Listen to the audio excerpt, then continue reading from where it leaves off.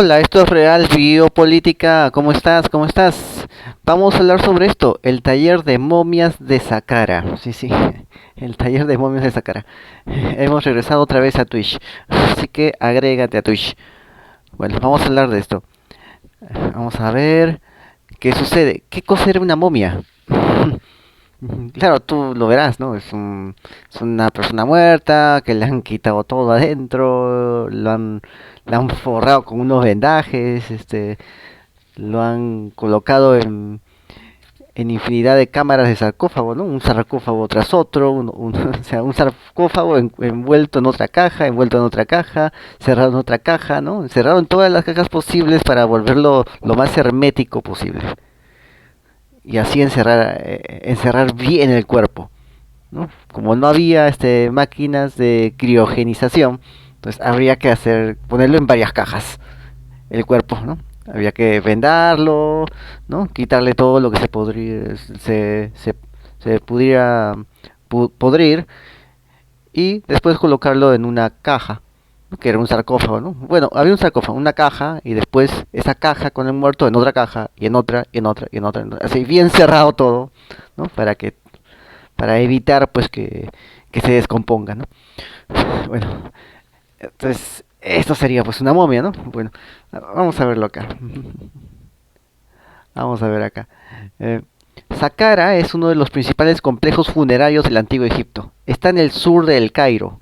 Es uno de los yacimientos que más sorpresas arqueológicas ha reportado en los últimos años sobre la civilización.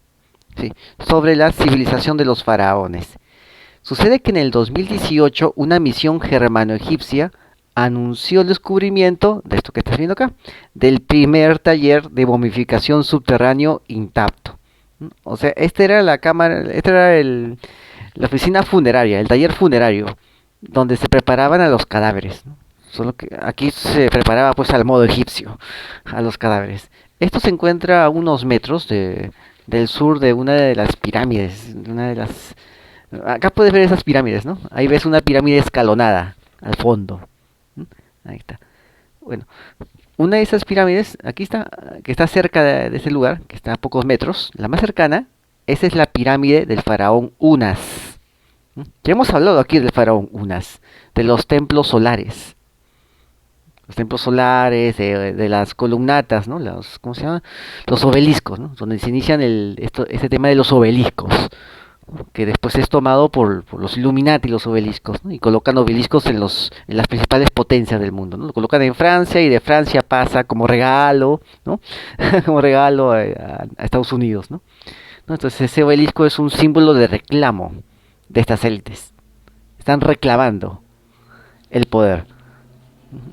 Esa es simbología, pero también tiene que ver con algo político, ¿no? Hay un libro muy importante llamado Espadas y Símbolos, quizás un día lo desarrollemos, ¿no? También, Adrián Salvucci también ha hablado de este tema de los obeliscos, ¿no? También lo puedes encontrar en varios sitios, el tema de los obeliscos, ¿no? Bueno, también de eso hablé en un segmento en las entrevistas sin censura de la Asociación Mundial por la Vida. Ujú. También he hablado de eso. Creo que fue en la primera o segunda entrevista sobre este tema. Bueno, así que no voy a volverlo a hablar porque no hay mucho tiempo, ¿no? No hay mucho tiempo. Si me pongo a hablar de cada uno de los temas, pues nos quedamos hasta la madrugada. Bueno, entonces, aquí está la pirámide del faraón Unas. Este, y sucede que este faraón Unas es del año 2200, por ahí, antes de Cristo. Justamente cuando empieza este tema de las pirámides solares. Ahí está, 2200. Los obeliscos, ¿no? Los obeliscos. Las pirámides solares son los obeliscos. El obelisco era parte de perdón, de ese templo solar. Perdón. El obelisco era parte del templo solar, la parte principal. Y ya hemos hablado también de eso aquí. Bueno, sobre lo que significaba, ¿no? Que quizás tenga algo que ver con biotecnología. Solamente que ellos lo expresaban de ese modo, con lo que tenían alrededor. Y mira lo que tenían alrededor, piedra, adobe, y cuerpos muertos, ¿no? Eso es lo que tenían alrededor. Bueno, la pirámide de Unas es del 2300, 2200 antes de Cristo, por ahí, más o menos por la época de la maldición de Akkad. Qué coincidencia, ¿no? Por esa época también empezaron los templos solares. Ujú. Bueno, también hemos hablado aquí también de la maldición de Akkad. También. Bueno, ahora bien, ese taller es de la dinastía 26, que sería el año 664 a 525, es decir, casi la última dinastía egipcia, ¿no? Por ahí ya vienen los asirios con Cambises y conquistan Egipto. Ya, este taller es de esa dinastía, justamente por esa época es, ¿no? Casi cuando Egipto ya estaba dejando de ser independiente y ya estaba volviendo vulnerable al poder de los asirios, al poder de las potencias extranjeras. Cuando los egipcios ya estaban ya en esa etapa, ¿no? Ya también hemos hablado de eso aquí, en Radio Política. Estas últimas etapas del Egipto, eh, del Egipto independiente, ¿no? Después vienen los asirios y después viene pues Alejandro, pero, no, pero si vienen los asirios que están todos. Después vienen los persas, ya hemos hablado, ¿no? Los medos se alían con los babilonios, después los persas conquistan a los medos, se fusionan con ellos, ¿no? Que prácticamente era lo mismo. Es como decir rusos y ucranianos, ¿no? Persas y medos también igual, prácticamente lo mismo, ¿no? Los persas, ¿no? Los persas también son reyes de Egipto también. Y viene después Alejandro Magno y también se vuelve rey de Egipto, y le hacen creer pues que es el hijo de Amón, ¿no? Y se mete una pirámide y termina todo bloqueado, ¿no? Se mete un templo, creo, un templo, una pirámide de Egipto, ¿no? Creyendo que ahí estaba su papá, el dios Amón, ¿no? Y cuando sale de ahí ya sale otro. O sea, le pusieron cosas pues para que salga distinto, ¿no? Así. Prácticamente es eso, pues un templo, ¿qué cosa es? Es un laboratorio. Son laboratorios. Si te dijera lo que encontré, nieve, nieve. Ya, bueno. Claro, pero la mayoría no se da cuenta de lo que ve, ¿no? Porque estamos ya, ¿cómo se llama? Estamos ya neuromodulados a ver tal situación. Estamos a eso. Bueno, entonces, este taller es de esa época, 664 a 525 antes de Cristo, justamente en esa época, antes de la conquista asiria, o durante la conquista asiria. Por ahí va. Este taller de funeraria, incluía una estructura multifuncional en la superficie. Ojo, todo hacia abajo, en el sótano, todo hacia abajo. Arriba en la superficie tenía una estructura multifuncional, tenía varios compartimientos, este complejo. Tenía un pozo de 13 metros de profundidad. En ese pozo se preparaban los cuerpos para ese viaje al más allá. También tenía un espacio comunitario de enterramiento a unos 30 metros bajo tierra, con medio centenar de momias. Así es.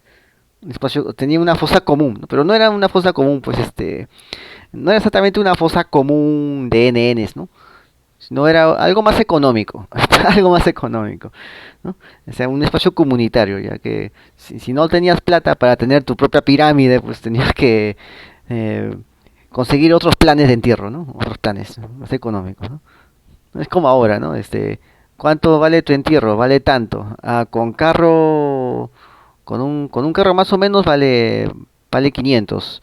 Con un Mercedes-Benz vale 800. Con un Rolls Royce vale 1000. Con rosa vale un poco más. Sin rositas vale menos.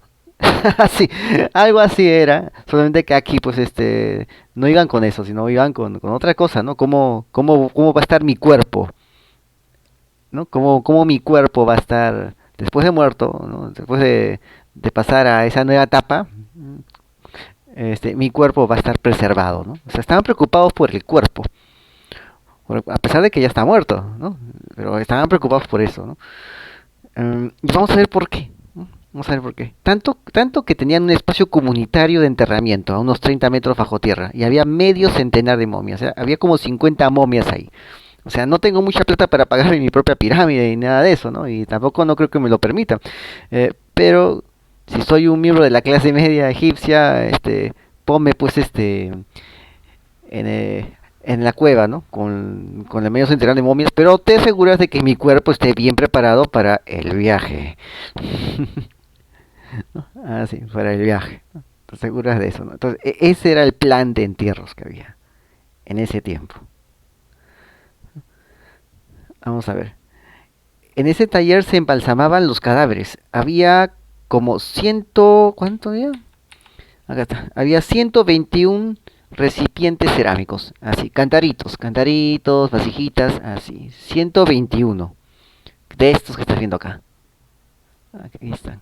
Aquí, de todo, de varias formas, ¿ves? Las vasijitas, los cantaritos, los cuenquitos, los cuencos, los cántaros. Ahí está. ¿Ves? Esas eran las vasijas. Y ahí pues estaban todas las herramientas. Todas las herramientas. Eran artesanos prácticamente, artesanos de los muertos. Los tiestos y vasijas conservaban restos orgánicos. Estaban inscritos con instrucciones en escritura hierática y demótica, o sea, la escritura de los sacerdotes y la escritura del pueblo. Estaban en esa escritura. Sobre qué sustancia aplicar sobre cada parte del cuerpo o sobre las vendas de lino, con los nombres de los propios ungüentos o incluso con el título de un administrador de la funeraria de la necrópolis. O sea, tenía su administrador este lugar. Se han determinado 3 combinaciones diferentes que incluían sustancias como resina de elemi, resina de árbol de pistacia, subproductos del enebro o cipres y también cera de abejas. O sea, habían varias combinaciones de estos productos, ¿no? O sea, había varios tipos, varias recetas, ¿no? Y ellos tenían que estar preparados para saber qué combinación usar. O sea, no era cuestión de meterlo todo junto y no. Específicamente qué combinación usar. Y estas combinaciones se usaban específicamente para embalsamar la cabeza. Algo totalmente desconocido hasta ahora. Y otras eran empleadas para limpiar el cuerpo o ablandar la piel. O sea, estaban preocupados por tu cabeza, ¿sí? La cabeza del humano. Estaban muy preocupados por eso. A pesar de que hasta donde sé, creo que también aparte de quitarles las vísceras, también le quitaban el cerebro.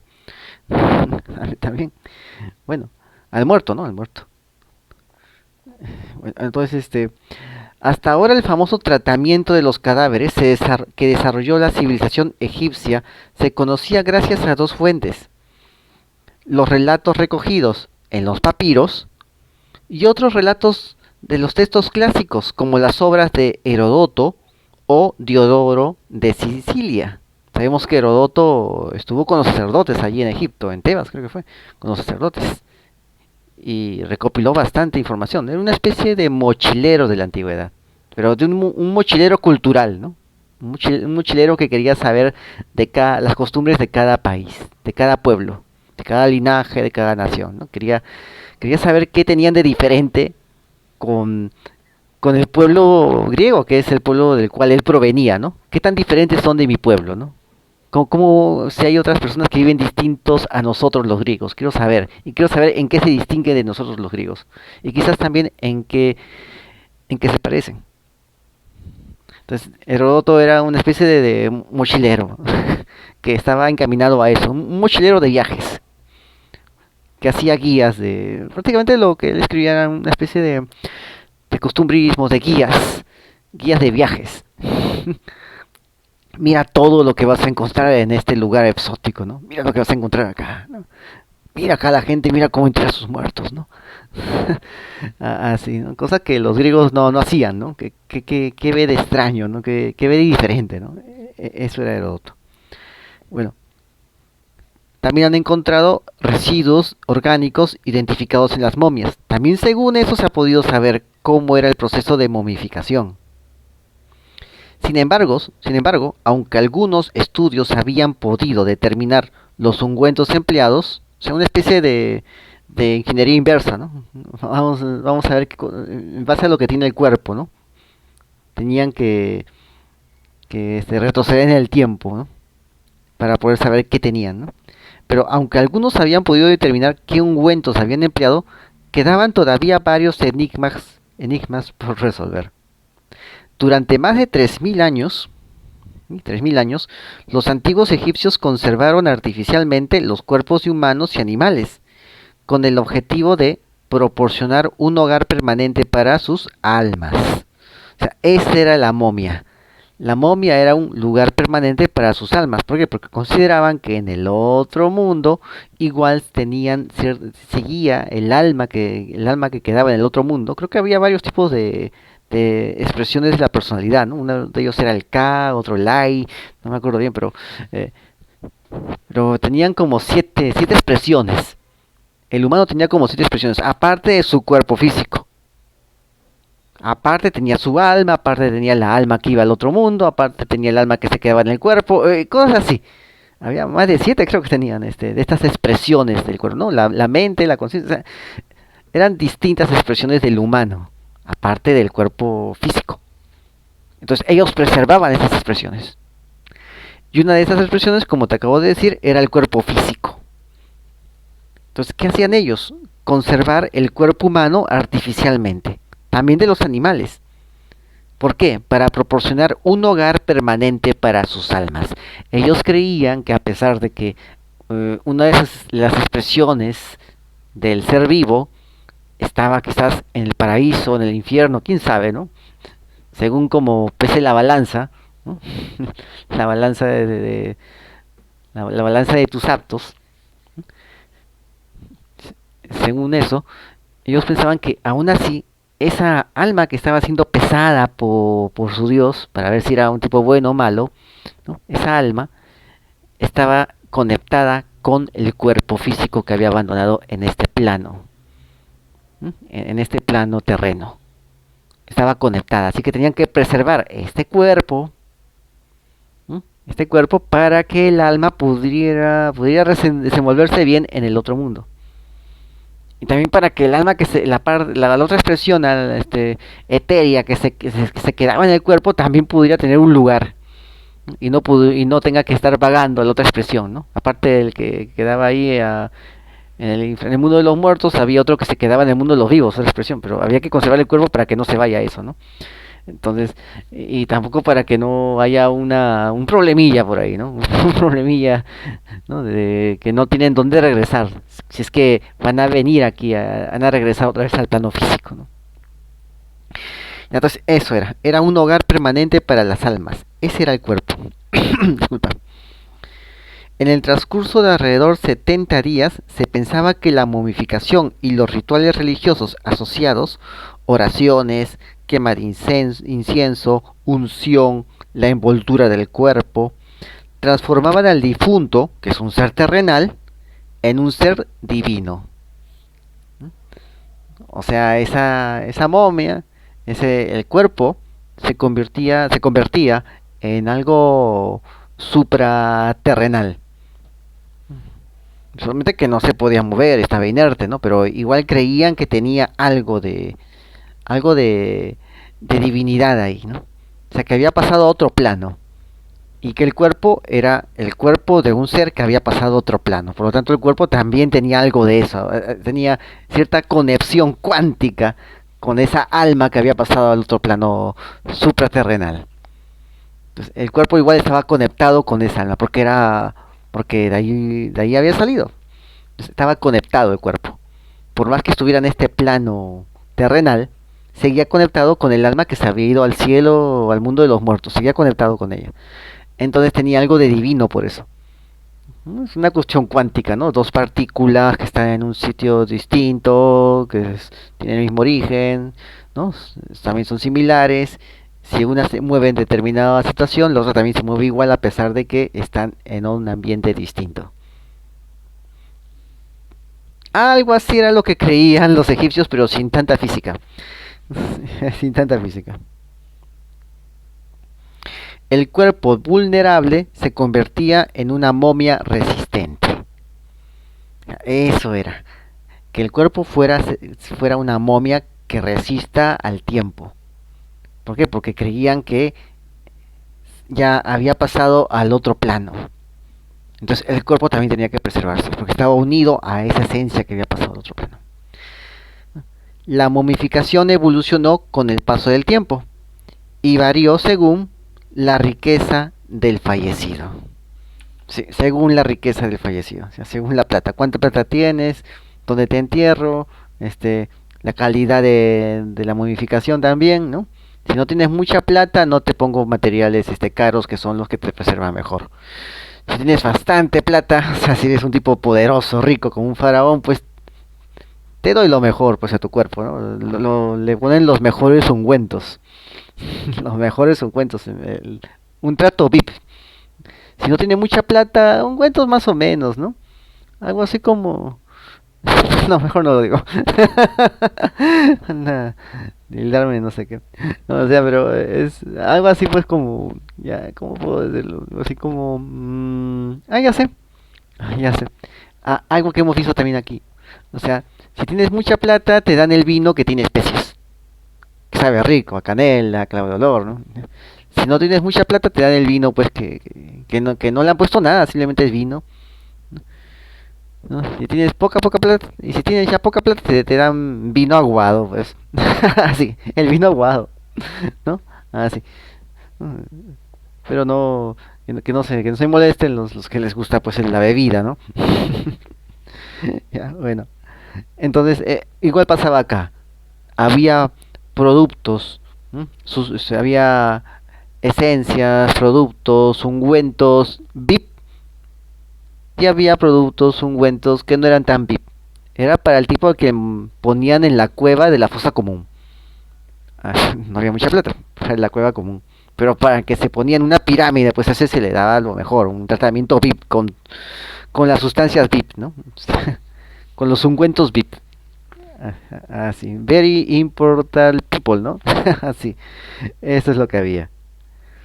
O sea, evolucionó según la riqueza del fallecido, las preferencias personales también, los cambios de moda y creencias, y la habilidad y el estilo de los embalsamadores. O sea, se volvió una especie de arte esto, ese tema de la momificación. ¿Sí?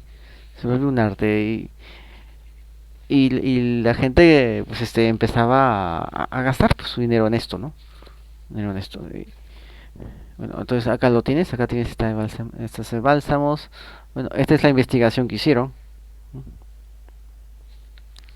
Esta es la investigación que hicieron. Ahí lo puedes ver. Análisis biomoleculares permiten nuevos conocimientos sobre ¿cómo se llama? Embalsamamiento del antiguo Egipto. O sea, estas son las vasijas que han estudiado y han encontrado pues esas sustancias que te he explicado. Pero ellos justamente momificaban para eso, para que el cuerpo sea un hogar permanente para las almas, porque se creía que una de las tantas emanaciones del alma se había quedado ahí. Y se creía eso, se creía que todavía tenía cierta conexión con el alma que se había ido también. O sea, había un alma que se iba a ser pesada por sus obras en el otro mundo, en la famosa balanza, ¿no? Si eres bueno o malo.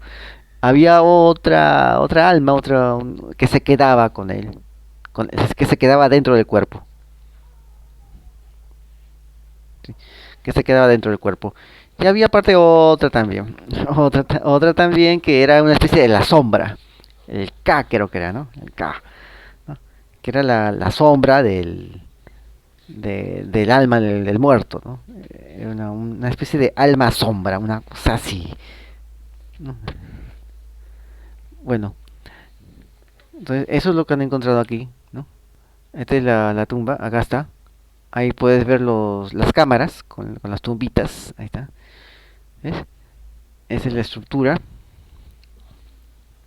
Ese es el taller, ahí está. Ahí está la pirámide de Unas, ahí al costado. Bueno, lo que queda de su pirámide. ¿Ves? Aquí puedes ver, ¿no? O sea, ese es un túnel. Así, en un pozo, hacia arriba, hacia abajo. Así, parece la colmena de la corporación Umbrella, ¿no? Algo así. Qué coincidencia, ¿no? Bueno, entonces aquí lo puedes ver, ¿no? Estos son los 13 metros abajo, 24 metros abajo, está la cueva, ahí están los muertos abajo, 24 metros abajo. ¿Ves? Ahí están los demás edificios. Ahí unos 13 metros abajo, puedes verlo. Está el salón de momificación, de embalsamamientos. Ahí está. 13 metros abajo. Es un complejo, es prácticamente un complejo subterráneo. tipo Umbrella, ¿sí? Así. No sé si habrás visto la Resident Evil, ¿no? La colmena de Umbrella, ¿no? Se parece, ¿no? Claro, no es exactamente muy tecnológico, pero se parece. La pregunta es, ¿esto era un laboratorio? Bueno, bueno, era un laboratorio de ese tiempo, con lo que tenían en ese tiempo. Era un taller, por algo era un taller. Y acá puedes verlo, ¿no? A 13 metros, aquí está, el salón del almacenamiento, está. A 24 metros, las cámaras, ¿no? Las cámaras funerarias, ahí está, no metros, ¿lo ves? Entonces, este era el famoso complejo. Un poco extraño, ¿no? ¿Qué hacían ahí, no? O sea, preservaban el cuerpo ahí. Y seguían trabajando ahí. Y colocaban cuerpo tras cuerpo. Y seguían trabajando. La pregunta es, ¿cómo era el negocio este? ¿Cómo era el negocio? No era un negocio. Porque aquí pues había un administrador. Un administrador. Bueno, entonces, aquí podemos verlo, ¿no? Estos son los materiales. Y este es el sarcófago, ¿no? Según los materiales, ¿no? Cada combinación de estos materiales iba a una determinada sección del cadáver. Y ahí puedes ver las inscripciones, ¿no? Ahí están las inscripciones y te dicen las instrucciones. Ahí están las inscripciones egipcias. Te están diciendo cómo tienes que preparar la mezcla. La mezcla. Ahí está. Cómo hacer la mezcla. ¿Ves? Está en el cuenquito, ¿no? Cómo lo colocas en el cuenquito, en qué proporción, todas las instrucciones. Aquí lo puedes ver. ¿Ves? Esto es lo que han encontrado. Y aquí están los lugares donde se abastecían de esas especies, de plantas, de minerales que se necesitaban para, ¿no? para la momificación. Aquí está el lemín, ¿no? Entonces, la pistacia, la resina, ¿no? La resina de esta planta en la zona verde, como puedes verlo, ¿no? O sea, toda la cuenca del Mediterráneo, ahí encontraban esa pistacia, ¿no? Pero no aparece en Egipto, ¿no? Aparece en los alrededores. Ahí están las demás plantas, ¿no? El betún, ¿no? Ahí está, el negro está el betún. El betún, ahí está, justo ahí puedes ver el betún, el negro, ¿no? Justamente ¿dónde? En la zona de Israel, ¿no? Ah, ah, sí, en la zona de Israel, el betún. Ya, te recordarás que en la Biblia aparece la guerra de los cuatro príncipes contra cinco, ¿no? En la parte de Abraham, en la saga de Abraham, cuando Abraham tiene que liberar a Lot, Sodoma y Gomorra, ¿no? ¿No? Que está en Sodoma y Gomorra, ¿no? Entonces, Sodoma y Gomorra estaban en el Valle de las Sombras, que es el Valle del Betún, donde hay muchos yacimientos de betún. La Biblia habla de eso, que hay muchos yacimientos de betún en ese lugar. O sea, justamente es una zona pues un poco explosiva por el betún que tiene, ¿no? Que es una sustancia salida del petróleo. Bueno, justamente en esa zona del betún, de donde está el Valle de las Sombras, es justamente la parte que está en negro. Aquí está, donde dice bitumen, ¿no? Ahí está, la parte que está en negro. Justamente en esa zona de Israel, ¿no? El Valle de las Selvas, perdón, el Valle de las Selvas, creo que le decían en la Biblia aparece, ¿no? El Valle de las Selvas. Está en el Génesis. Ya, bueno, ahí puedes ver de dónde conseguían los ungüentos, los insumos para la momificación. Mira, de dónde lo conseguían, ¿no? De todos los alrededores. Por lo tanto, el comercio tenía que ser intenso para poder abastecer toda esa industria de las momificaciones, como puedes ver acá en este mapa. ¿Ves? Ahí están los cipreses, ¿no? El ciprés es en la parte celeste. Ahí lo ves, cipreses en la parte celeste. ¿No? En la parte de la Alta Mesopotamia, ¿no? Alta Mesopotamia, Anatolia, ¿no? Las montañas de los Medos, las montañas de la Media, del Caspio, de Armenia, ¿no? Una zona de Armenia, ¿no? En Italia, ahí, en los Balcanes. ¿No? Aquí lo puedes ver, ¿no? De dónde se abastecían. Bueno, entonces esto sería todo por hoy. Suscríbete, comenta, comparte, hazlo viral y no te olvides, la verdad está a la vista. Saludos.